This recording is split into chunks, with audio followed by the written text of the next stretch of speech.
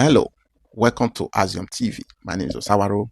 Today we'll be talking about self-discipline, and we are going to be using the lesson we learned from the monk to explain how we can be more self-disciplined, save time, solve problem, and be more productive. I enjoy you to watch, share, and comment on this video. Thank you as you lend your support to this channel. Kindly subscribe as well. We will appreciate. Another aspect of self-discipline we need to look at, because we've already mentioned that it's not only about avoiding women or women avoiding men. That in itself is self-discipline when you focus on what you're doing. But there are other aspects, because we've seen a lot of people who are disciplined in this area, but in other aspects of life, they are not disciplined. They overuse alcohol, they overuse drug, whereas they are not womanizer. Then they are not serious about their life, about their work. Then because they're good in all these aspects does not mean they should fumble on the other aspect. I think that's why it is important that we talk about self-discipline in the broader aspect. Today we are discussing about navigating through the haze, through the problem life creates that obviously you can't do anything about. That is why we are learning something from the monk today.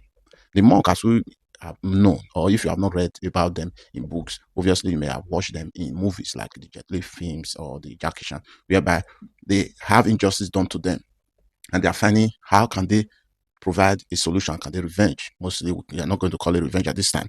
We're going to call it solution to the problem. First, if you notice, they will go to a secluded place. Most time, they will always go to meet a monk, and then the monk will then tell them, teach them, and then they begin to process information in a higher order. Now, let's look at the fundamentals of monks. Number one, they always wake up early. Number two, they read. Number three, they do exercise in form of training to discipline the body. Number three, they spend time with themselves, meditating, thinking about the problem, thinking about the consequences, thinking about the solution. Now, we're going to focus on these basic things. Number one, you wake up early.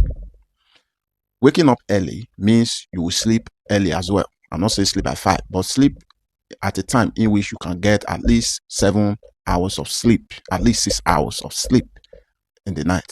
Those sleep must be very meaningful. Not sleeping on the couch, sleep in a bed whereby you are flat and your blood pressure and your physiology can work optimally by removing the stressors, the ligands and the toxins from your body. And then you have a good night rest. That's one. Number two, you need to wake up early. Why is this important?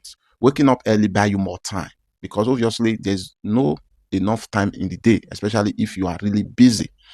Let me give you an instance. Imagine you wake up early in the morning. Imagine you wake up, you are not waking up early, you wake up 8. Your children need to go to school by 8:30. You are already in a hurry to make sure they get ready and they get to school. You come back 9 o'clock. Then you begin to now say, let me feed something to eat. Then I feed something when they come back from school. You are doing that, it's already 1 o'clock. Now you say, okay, I'm going to pick my children 3 o'clock. Let me take my bath. Before you do all of that, let me do some makeup, let me iron my clothes, let me do some 1 or 2 things. Before you know, it's 3 o'clock. You pick the children back from school, your environment is already full of noise. You can't really think where children need to be guided on where to play, how to play, and all of that. You say that your full day has been spent on just one thing. What do you spend it on? Take children to school and bring them back. That's the meaningful thing you have done for the day. The rest of that thing are chores, which cannot be counted as really meaningful job you do today in a day. So that is why it's important that you wake up early. Imagine you wake up 5 o'clock, the children are still sleeping, and you need to wake them up by 7 or 7:30 to start getting ready for school. Then you also get up to go and start fixing them breakfast. You have 2 hours, 30 minutes window to be by yourself, no noise. Possibly your wife or your husband are sleeping, or if both of you are keen into this method, you both can wake up together and begin to now do separate meditation, research, and reading. It's not possible. It's not mandatory that both of you can now start to do it together and begin to now then, because we know how it's going to go. You may not be going at the same pace, but if everybody is committed to doing it, and at the long run, both of you now find you meet up at the certain point whereby you are doing the same, you are thinking at the same frequency, then you can now begin to say, okay, let's consider doing it together so that we can do it as a discussion process whereby we can begin to solve problem as a couple. But in the meantime, you are starting. It should be you facing your life by yourself. Then you have 2 hours, 30 minutes before the children wakes up to begin to think about yourself, think about the problem, think about the weeks that are passed, think about what are you doing now, how can you make change, how can you make progress, what things do you need to think about?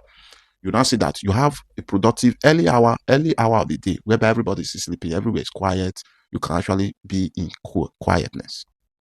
I have used that. I think if you practice it, it will also help you to find a way to think about how your life is going, how things are, and things you can do. This is what we learn from the mosque. Then the next thing is you read. You can't possibly be think. There's no way it will be uh, very good that you think throughout the 1 2 hours, 30 minutes, or all the time. You also need to pair it up with opening your brain, opening your perception. There is when we look at everybody, we don't have the same perception because we may see the same thing, but it doesn't mean the same. It doesn't sound, feel, or look the same to everybody. Okay, that is why you also need to sharpen your perception to begin to see things in a different light. Okay, something happens and everybody sees this. It requires someone who sees things from another perspective to now say, this is what I'm thinking, and that makes sense to you to begin to make sense of this issue and the situation. Like they said, some people see a half full glass, while some people see a half empty glass. All that make the difference is perception, how you look at it, what you see. Okay, while some people are looking at the snow that fall on the mountain, some person are looking at how tall the mountain is. Some people are thinking, how do I climb on that climb that mountain to the top? Some people are looking at, oh, God is wonderful for creating this magnificence. So all of this, we are seeing the same mountain, but we are having different perspective in looking at it. And that is why we are saying you need to sharpen your perception of things, and that you can get by reading. When you read, your brain begin to internalize information, process information, and then you can begin to process. I also have others that I do discussion. In a society is different, are different, okay? And whatever your society, wherever you are living, allow you dictate how you function in a certain way. While you are confident in your ability to process information, stay on course and stay active, you must also put into consideration what is important to the society.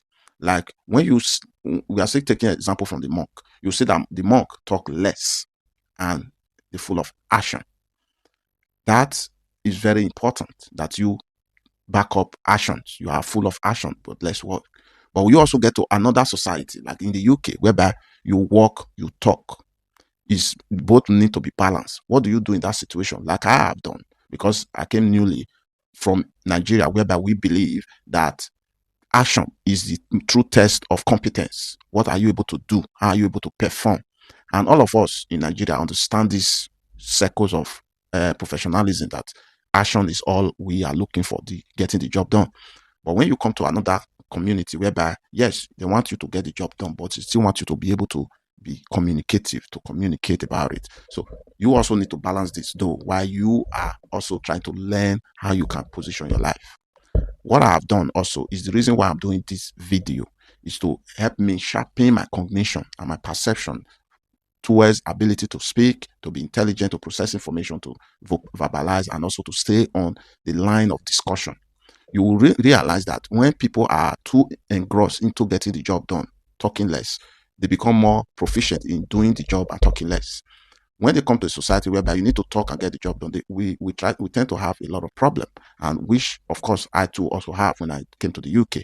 And one of the solutions I designed after talking with my mentor was to practice discussion. While I read a lot as well to sharpen my perception, as we have discussed, learning from the monk also, I also practice verbalization, communication, in order to internalize and process information. You see that when you're discussing, when you're talking, your brain is working faster out loud, and it's, you understand, when you talk to yourself and you are getting the job done, your brain work inward, internally. When you talk and walk, your brain work and resonate who you really are to the people looking at you, to the world around you. So that is how that works as well. Then we go in. The major thing that we need to learn from the monk is the time they spend with themselves, not with anybody else. This is the most important thing. My mentor told me that every day of the week, he usually take one day off, where he would go and discuss with herself. She sit out, take some book, biro, pencil, writing material. Then she begin to process information, begin to discuss with herself and see what the situation is and how you can do better I think that is formidable. That is what everybody need to do, and that is what the monk model is teaching today. That's what we're learning from the monk. They always, every morning, every now and then, they would sit down with themselves to process. They are not just closing their eyes, sitting. They are internalizing the situation, the ideas, the problem, the solution. They are putting it in, soaking it in to be able to find a place in their heart to develop the new phenomenon, the new them that can be able to confront the problem, solve it, move on, and create eternal happiness. You must also understand that problem not the finish. That means every day there is problem and you need to continue to solve the problem and provide solution. That also means using your 2 hours early in the morning to begin to do all of this is not a bad idea. It's not a bad idea at all because you are solving problem every single day. There is no day problem doesn't occur. Why is not all problem is not bad news. But what time do you wake up is a problem that you need to provide solution of. Should I wake up 5 o'clock? Should I wake up 7 o'clock? It's a decision you need to make. That decision comes from the problem solution that you are trying to solve. What should I trek to school, take my children to school to walk to school, or should I take a cab? Should I take a cab to work, or should I drive? Should I walk? Should I drive a bicycle? Those are problems. Those are problems that you need solution, and those are coming because you are trying to assess the situation and try to provide solution. So there's no day. What should I cook? What should I wear? What makeup should I put on? Where should I go? Should I stay at home? Should I read my book? Should I press computer? Should I be working? Those are everyday problems that ordinarily you will face and you will need to solve it. Apart from that, there are bigger ones as well. They had a difficult boss, a difficult patient, a difficult customer, a difficult co-worker, a difficult situation that engulf everybody working in the office. These are problems that you solve every day. So while at work, you may not be the manager and your department may have a manager, but your life, you are the manager of your life. And that you need to provide solution to your daily problem. So there's no manager, there's nobody that's going to then call you and say, okay, I saw that you have this problem, let me provide a solution for you. Except you are paying somebody to think for you, which means obviously you making that decision as well. You need to also do the thinking to say, okay, I'm not too good at doing all of this. Let me find somebody. How do you come into that conclusion? That is why it's important that we do self-assessment. We begin to talk with ourselves in intrapersonal communication, whereby you begin to now listen to yourself, begin to hear yourself, begin to focus on what is important to you. There's a way the brain works whereby whatever is not important, as you sleep, the brain wipe it off by itself. That is why sleep is important. That is why you internalizing your ideas, your solutions, who you are internalizing it is important. Because if you look at it at a glance and leave it, immediately you sleep, your brain wipe it off. Okay, let me give you an instance. Let's say you are walking, you just remember something. It's okay, I should have okay, oh, there's no pen. Where? Oh, I just remember something. Okay, let me write it. Oh, there's no pen and paper. You just allow it go. Then you get home, you see that you can't remember it no more. Or you fall asleep, you see that you can't remember it no more. Why? Is it that your brain is too shallow? No. It's because you did not internalize that message you wanted to jot down. If that is why it is important when we were growing up, we always advise wherever you are going, go with pen and paper. So that anytime you remember something, you write it down in order for you to have the meta recall of the situation. You see that if you write it down, you easily remember even without having to go back to that book. But it's also important that you write it down that, okay, one day you stumble over that book. You saw, oh, this is what I wrote that. Okay, oh, let me start working on it. It also helps you to focus on things that you may have forgotten that were important, that you forgot that, because the brain will not even give you permission to erase anything that is not important to you. Anything that it knows that is not well internalized, it just wipe it off by itself. That's how it works. It's not computer that will go to tell you, oh, you don't, even computer, what you did not internalize, it will wipe it off. Let's say you were working on a document, you did not save it, you off your computer, it will go off. Except now that things have changed, things have really changed now. That you can be working on Microsoft, especially Microsoft projects, Microsoft apps. You are working on it, and anything happen, you switch on your computer to come back as well to save, and then you can continue. But not everything though. Everything is things that he has to save. That's what is going to come up. Every other thing that he has not will not. That also underscore what we're trying to explain. That you need to make sure you are internalizing ideas, your solution to problem, everyday problem. There is no way you are going to prepare for everyday problem. But there's way you can prepare for everyday problem solution. That is you being who you should be. Problem. In fact, there is no problem in your workplace that's possibly going to repeat. The only problem that repeats is maybe it's instruction you give to your children or your wife, your spouse, your husband. Those are problems that always repeat. That's why it's easier to really deal with what happened at home than what happened at work or outside. It's easier. Yeah, I'm not tell you. It's easier to solve a home problem because it's predictable. If you keep anything here, you are very sure that one of your children will touch it and spoil it. So you already know what to do to put it away properly. If you cook, you already know who's going to waste it, who's not going to eat, who's going to eat. It's predictable. So if you are not, if you have the TV is on, you already know who's going to draft for the remote. So most of the problems at home are predictable. But when you get to work, they are not predictable. You don't know who is going to say you did bad, you did this, you did do it well. You don't know who's going to write a report about you. You don't know who's going to say you did very fantastic. You don't know who will say, oh, that thing you did, I think it didn't sit well with him. You can't predict it. There's a lot of problem that happen in work with that we can't even break online because most time we think about litigation and all of that because you don't know which of these persons will watch your video and then begin to now talk about that you use a case study or his case study as a point of discussion in your video. That's why the experiences we have from work, we can't really use it as a case study to educate people. We just talk about it on a general term. The same way I'm doing now. You can't really predict what is going to happen. You can wake up this morning, you dress to a train station and they tell you train is delayed. You are waiting, oh, it's delayed for 10 minutes. You send message to work, okay, I'll be late for 10 minutes. Then 10 minutes pass, they tell you train cancelled. You have to find your way to work. You late 1 hour and then the letter is waiting for you.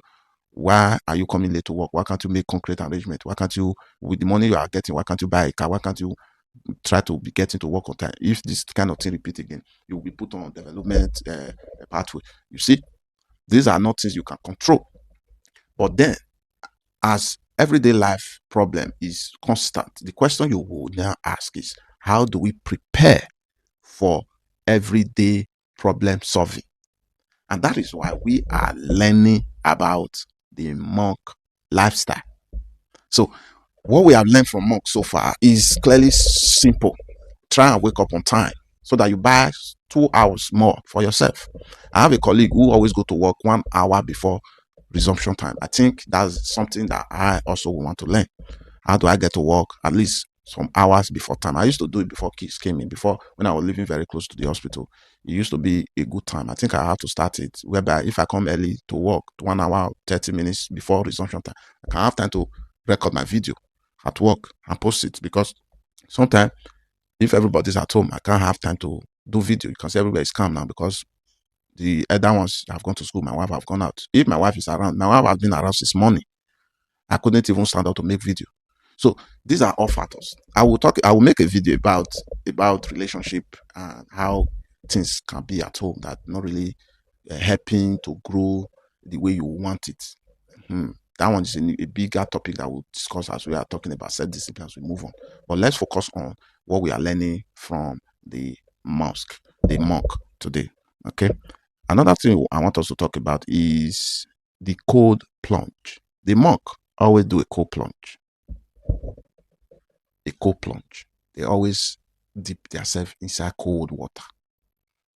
There's a lot of good things about it. Only that we are too afraid in the UK to bathe with cold water. I still do it at least once a week though. Bathe with cold water. Because even in summer, people still bathe with hot water. Because even while it's summer, it's still cold. Relatively cold. But when you bathe with cold water, when I started it, my bone, the cold get to my bone was chilled. For some weeks, I feel inner peace.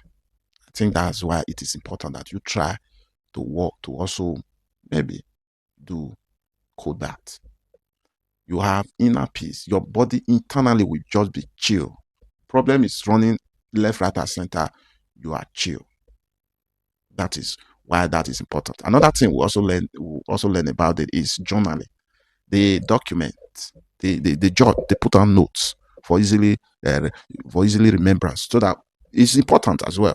You can't be writing it. You can. Some people write it and just be compiling as a diary and throw the book away. Maybe sometimes they look after. Sometimes some people who really understand this how this play try to stick it everywhere so that when they see it, okay, it's like a flashback. You get a flash that, oh, this is, well, let's say you say I'm going to be waking up 5 o'clock every day, and you stick it in a place that is easily seen. I'm sure the more you see it, the more you remember why you choose to be waking up 5 o'clock. That means it's also helping you backward. You need to sleep on time so that you can wake up. And then you are building discipline that once your alarm rings, you are not saying I'm going to sleep more 5 minutes, I'll wake up. Then you take it to the next 2 hours. Once it rings, you're waking up, you will not die. You may feel uncomfortable for the first few weeks, but I'm dead sure that you will not die. You're going to continue. You're going to be well okay as you continue. Then the other thing we're learning from it is reading. They read a lot. That is one thing we need to put into practice. If we really, these are all tenets of self-discipline. You need to be reading. Most of the problem I've also discussed with my friends and family is reading. Most of us have forgotten that what really matters in this world is found in books. Not because we are trying to persuade you to be buying books. If you live in the UK, you don't need to buy books. There are books in the library. You can borrow from the library. You can go there and read. You can buy books as well, which is even more affordable. £2, £3, £4, the case may be. You already have a lot of books and you read it. Charity shop are giving out books away. There is a lot of places that you can get free books to read. Most people just say, oh, no, I need recommendation. There are a lot of, every books have a message. And that is why there's no book that you can't really read. Even how I've read one book, how to uh, start a cleaning business. It was made as a book. And when I read the book, it was talking about businesses, small business that was started all over the world and how it was started. And that gave me an insight of small business. And if you want to play at the top level, middle level, low level, what you need to put in place. That is why reading is important. You don't have to. If you follow those days, they say read everything, newspapers, read. All that you are trying to do is read. Most time, when you start reading, it's not the information that you're looking at. I think that's why we miss it. So, okay, what am I looking for in the book? One thing you are looking for is to sharpen your cognitive capacity, your perception, how your brain function. The first thing as you start reading, the first thing you want to achieve is how do I upgrade my mental capacity? How do I make sure my brain is functioning in split seconds that it can see a problem, it has already processed response, solutions. Because this thing happens in split seconds as well.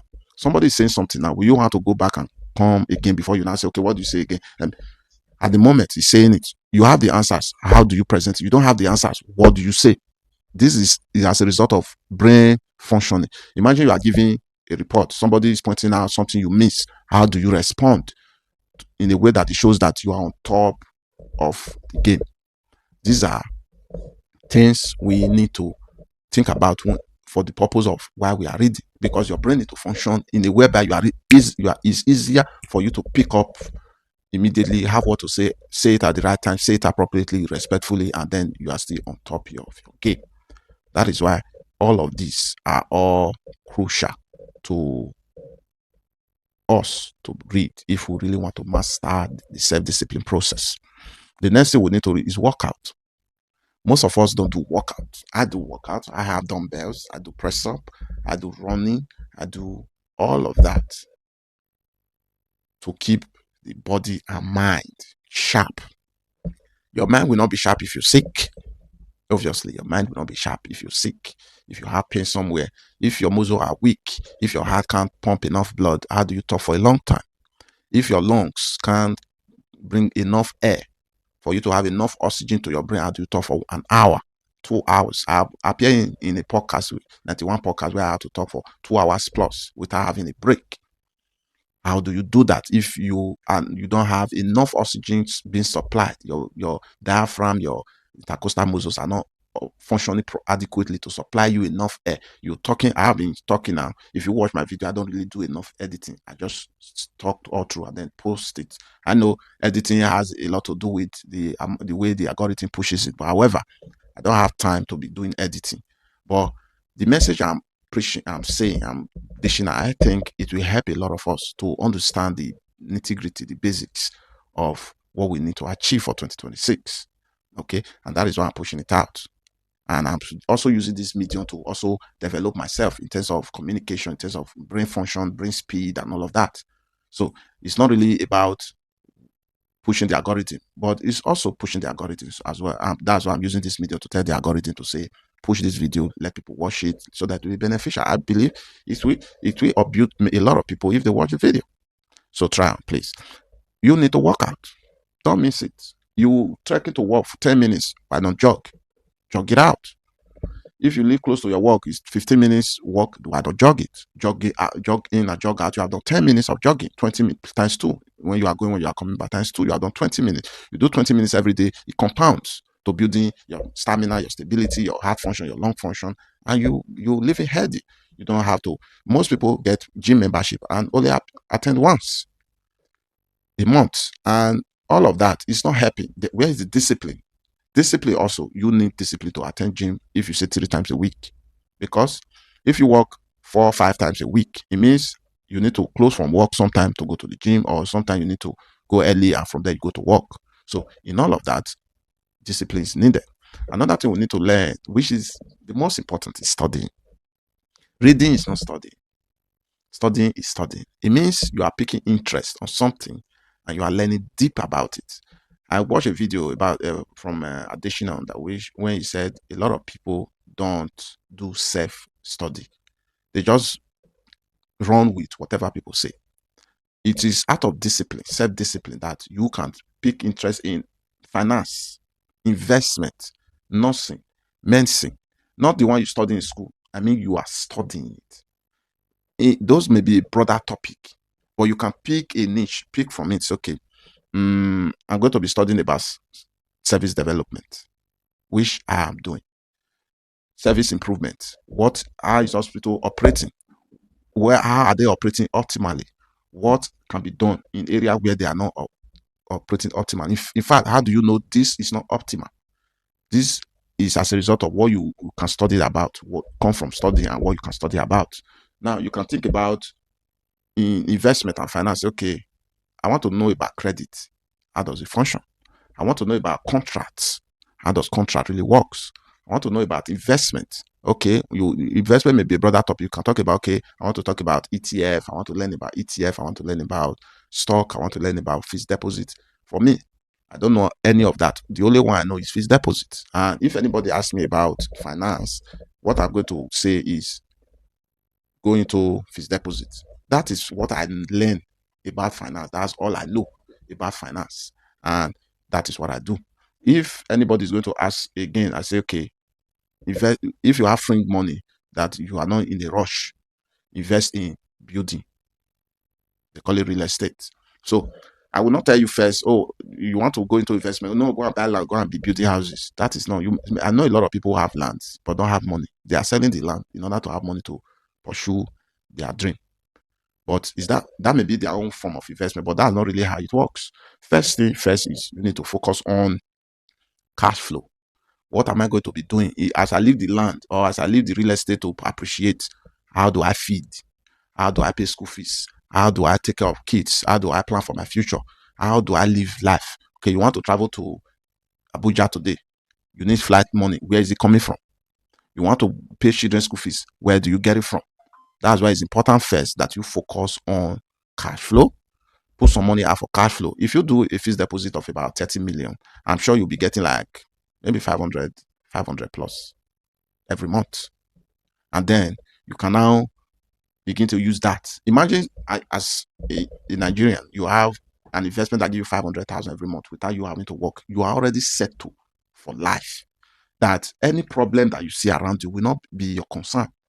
It's poverty that makes people to be involved in all kind of trouble, especially the way Nigeria is now. Imagine somebody who is at home and can get 500K every month from investment. I think it's already the first 10% of the citizen anywhere in the world. Let's say you are in the UK, you have investment that will give you £2,000 every month without you having to run around.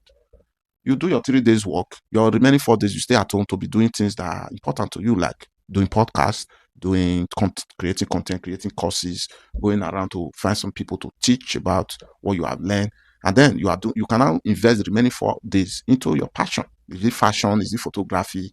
All of that. Is it you want to learn new things about digital marketing and all of that? You can now begin to do that. All right. That is what studying gives to you. So you can't do all of this. You can't know anything except you are going to run into scammer and 419 or Ponzi. For you to be able to move from where you are now to the higher level, you need self-directed study. You need to pick interest in areas that can elevate you, which is mostly finance, investment. If you are listening to this video, you watch it to this point, thank you. You must make sure that you are investing in what you are studying. You must study. And what you need to study is finance. Pick areas, especially if you want to pick area, pick investment to study. Go in deep. Know how real estate work. Know how shares, bonds, ETF. Know how everything work, so that you be able. Financial literacy is what elevate the man from the other man. So who knows where how the money goes? Who knows how the money flows? Who know about cash flow? Who know about investment? Who know what to do when the money comes? Who know how to make the money to work? Is what differentiates everybody. And that is what self-studying look. If you're going to use the monk style to understand, you see that as the monk begin to study, he's studying his opponent. As a man, your opponent is the world entirely, not the human. The world, the system is your opponent. He's studying the opponent. He's studying his strength, his weakness, his origin, his antecedent, his next move. He's able to predict his next move from how it has always moved. He throw you a 2 jab, he go with the leg. 2 jab, then leg. He began to study it, not 1, not 2, not 3 times. He studied, okay, this is always his move. Then he began to see that, okay, have anybody counter it? If somebody counter it, what is his next move?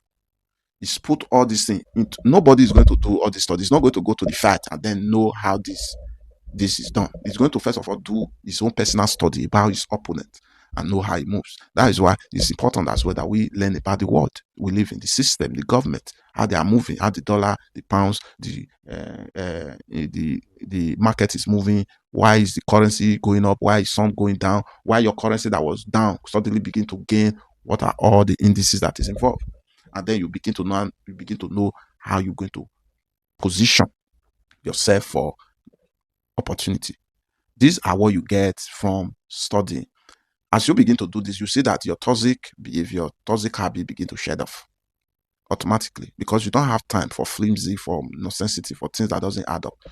Drinking, you see that you hardly think about that, because obviously you are doing a lot for your body and soul, for your mind. You can't be engaging in things that are detrimental to all that you're trying to build. You are not giving any excuses. You are just focusing on making sure you get results.